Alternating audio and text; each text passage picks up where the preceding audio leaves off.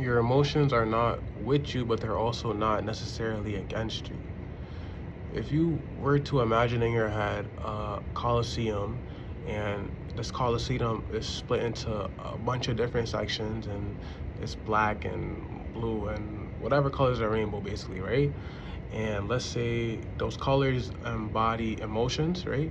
And and then the people in those seats, right? So let's say there's just clones of you. It's just a bunch of thousands of clones of you, and those clones are your thoughts, basically. So look at your thoughts like that, and these different emotions and thoughts want to get your attention, basically, right? But all they really want is energy.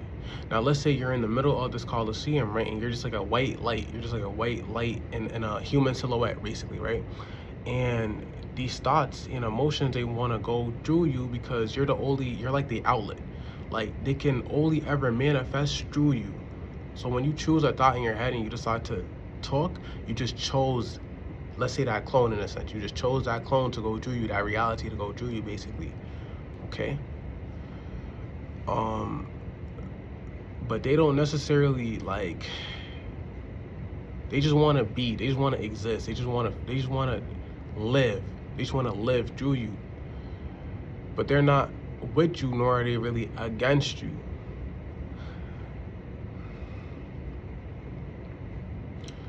Start to think of your emotions like entities, like beings that simply want energy.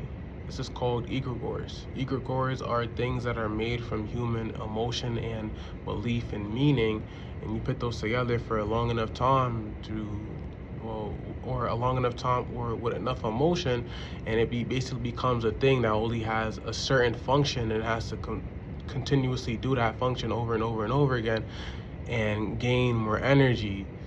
And with some egregores, they low-key start to, like,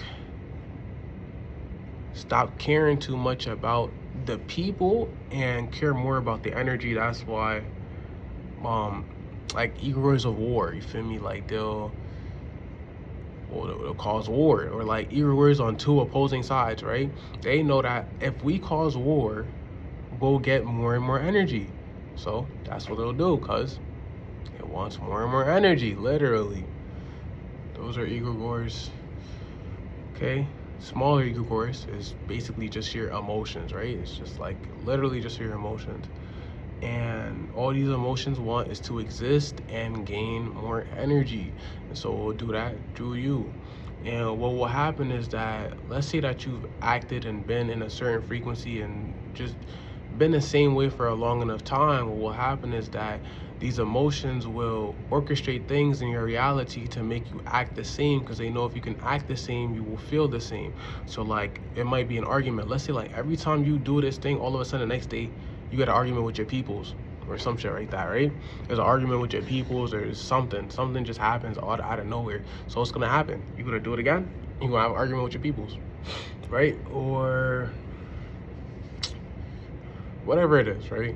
You'll know, like, there's repeating patterns in your reality that you could probably see in, or you just slightly getting aware of right now. Become aware of it and ask yourself what emotion is attributed to this thing, because when you're able to pinpoint that, you'll figure out, like, damn.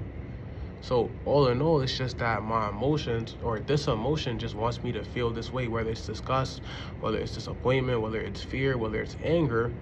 All it simply wants is you to feel the same or act the same, because it knows that if you act the same, or if the same thing happens, you'll act the same. And if you act the same, you'll feel the same. And if you feel the same, you feed it emotions. That's all. You a bank, pretty much. But what you can do is you could start to pretty much have a deal with different emotions. So instead of having deals with negative emotions, now you start to have deals with positive emotions. So what's gonna happen? They're gonna want to make you feel better. So when you start to, like, let's say when you start to reframe your mind and your perception, right? So you stop seeing things that's so bad and so negative. You start to see things as, like, I'm grateful and thank you. So now your brain's gonna attribute that, okay, so when this happens, I'm thankful. When I get money, I'm thankful, I'm grateful, I'm up, I'm feeling good. You feel me? So it's gonna happen. More money, more money. Right? Now let's say maybe people treat you better, and when they treat you better, you feel better. So what's gonna happen? people are going to treat you better because your emotions want you to feel better. If you feel better, you give them more energy. It's a symbiotic relationship, right? In your reality, nothing has sovereignty besides you. It doesn't matter what it is, you have sovereignty over your reality. The only time you lack sovereignty is when you decide that you don't have power. And when you give your power away, when you decide and go, I can't do this, and this is too hard, and you know what, this not for me, and this, that, the third, you automatically say that I don't have power over this. I can't control this. Or what am I supposed to do? I can't do nothing about this. So what happens? You're giving your power away through your sentences, through what you say to yourself. When you start to think of your blood cells and your white blood cells and all those things as like just tiny little clones of yourself. Now imagine you speak to yourself and those clones inside you hear that, right?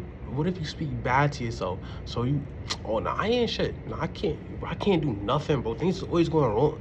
Imagine saying shit like that, right? So you're what's gonna happen? Those little tiny clones of you is gonna hear that and it's gonna start to adapt. So then your health might deteriorate, you're gonna feel more slumpy, this, that, the third. Things might just happen and you're gonna be easier to manifest bad things because you pretty much made the temple, your body is a temple of God, basically. You just made the temple negative. You made the temple harbor negative things. So you attract more and more negative. And so those negative emotions are happier. They rejoice even more. And now they even have more power over your reality because you gave it to them. What you have to realize is that nobody and nothing has sovereignty over your reality besides you. Literally nobody. If, like, bro, if you said the sun didn't shine today, I guess it didn't. Literally. You could do whatever the fuck you want because to you it's the truth. To you it's the truth, and your reality has no choice but to shift into that truth because everybody is simply living in their own layer of reality, bro. You're not seeing me as I am, you are seeing me as you are because your comprehension, your lens, your frequency, you're filtering me through your own perception, to your own level of thinking, your own level of consciousness, your own level of frequency, your own lens. That's how you're looking at me right now. Same thing for everybody else in your life. But if you change that lens, you change how other people also see you. You change your frequency around you completely. You could even embody the frequency of having no problems. And so what's gonna happen? You have no problems. All it is simply stating it, believing it, accepting it, moving like it. And in between those processes, there's a part where you're gonna feel like grieving. It's like a grieving of your old frequency, basically. And you start to feel like how your old frequency will feel all of a sudden. Like it'll try to push all those emotions onto you to make you feel the same. That way it could drag you back in. That's the grieving process of your old frequency, because in order to embody a new frequency, you must sacrifice your old frequency. A full hand is not a receiving hand. Anyways, appreciate y'all. Safety. Truth.